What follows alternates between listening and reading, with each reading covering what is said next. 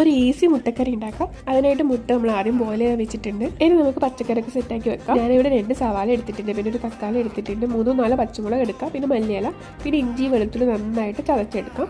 പച്ചക്കറിയൊക്കെ നമ്മൾ മുറിച്ച് സെറ്റാക്കി വെച്ചു. നമ്മുടെ എഗ്ഗ് ബോയിലായിട്ട് വന്നിട്ടുണ്ട്. ഇനി അതിൻ്റെ തുടക്കം കളഞ്ഞിട്ട് നമുക്ക് വരണ്ടിട്ട് മാറ്റി വെക്കാം. ഇനി നമുക്ക് പെട്ടെന്ന് തന്നെ മുട്ടക്കറി ഉണ്ടാക്കാം. നമുക്ക് ആദ്യം പാത്രം വെച്ചിട്ട് വെളിച്ചെണ്ണ ഒന്ന് ചൂടാക്കാം.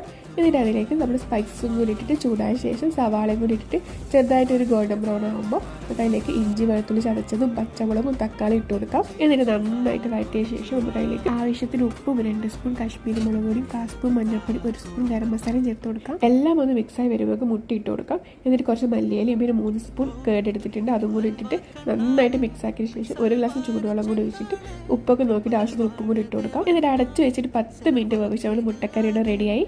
പിന്നെ നമ്മുടെ ചീരവറവ് ഇവിടെ റെഡി ആയിട്ട് നമുക്ക് അങ്ങനെ ചോറും ചീരവറവും മുട്ടക്കറിയും പപ്പടും അച്ചാറും അടിപൊളിയായിരുന്നു കേട്ടോ.